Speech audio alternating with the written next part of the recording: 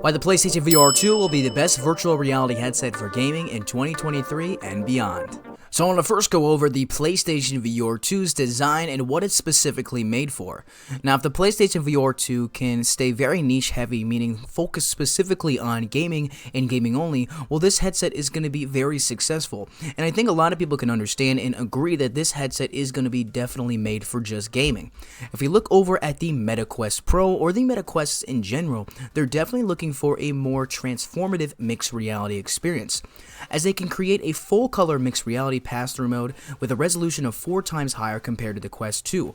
Not only that, but Meta Pro moving forward will be experiencing natural expression, meaning your real-time expressions will be tracking, allowing your avatar to mimic your facial expressions. As you can definitely see, the Meta company is definitely trying to implement different ways to get virtual reality out to the public. They're not specifically focusing on just gaming and gaming as a whole.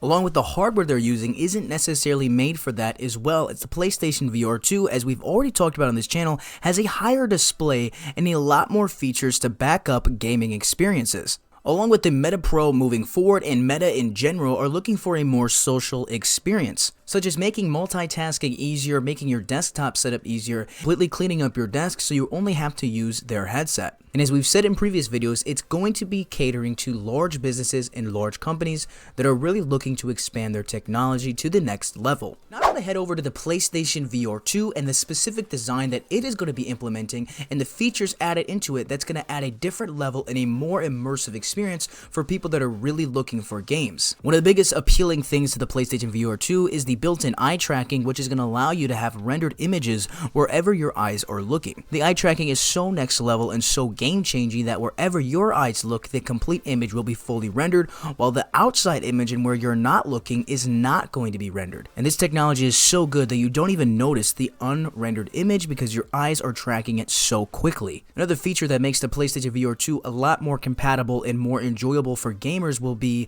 the 3D audio, which is going to add a more level of immersion. Now, we don't have our hands on it as of right now on the channel, but when the VR does come out, we'll be able to really take a deeper dive into the 3D audio and how it implements. Now, if you want to check out the last video, I will leave the link to that in the end of the video, because we do go a little bit more over 3D audio and what kind of a game changer it could bring to the virtual reality headset. Now, the PlayStation VR2's controller implements finger touch detection, haptic feedback, analog sticks and buttons, adaptive triggers, and ORB design. If any of you have ever used the PlayStation 5 controllers, well, I think we could all agree that there is definitely an extra layer of immersion when our triggers are a little bit more of a hindrance to push down if you're doing something like shooting a gun or you're trying to pull back a bow and arrow. And another reason why the PlayStation VR2 is going to be better for gamers is specifically games. Now, there are a variety of games ready for the PlayStation VR2 upon its release. Here are some, as you can see on the screen here, and these games are going to be heavily liked and heavily favored upon its release, specifically because it's going to be the first type of experience gamers are going to get with this VR headset.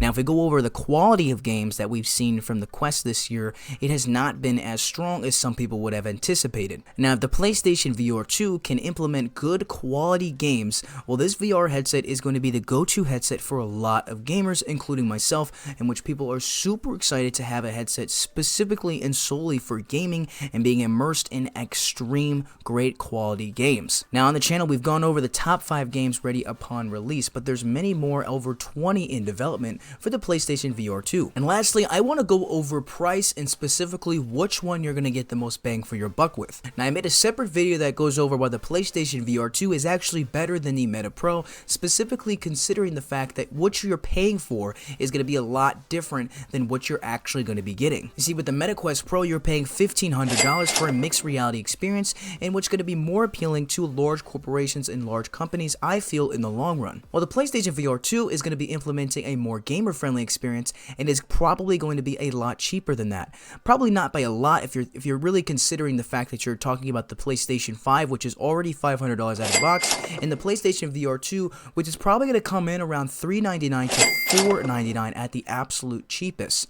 But here's one thing to take into consideration, and this is one thing that I really valued out of your comments, is that with 2 million units ready to go upon the PlayStation VR2's release, that means the PlayStation VR2 is not going to want to be too overpriced, specifically because Sony wants to get this headset into multiple people's hands upon its release, meaning the popularity of it is going to be a lot more higher, I feel, than the Meta Pro. And then you talk about the Meta company and how they're losing millions and billions a year on their virtual reality investment, and you sum everything together with the PlayStation VR2 just coming out with their second VR, displays being higher, haptic feedbacks being implemented, next generation eye tracking. Let me know down in the comments which virtual reality headset you are currently using for your best gaming experience. Also, quickly, let's get a hug in real quick. Thank you so much for the 61 subscribers, as it genuinely means the absolute world to me, guys, seriously. And if you end up liking this content, make sure to give it a like and a subscribe. And if you want to check me out over on Twitch, I'm a variety game streamer over there, and the link will be in the description. And as always, I'm JizzleVR, and I will catch you in the next video.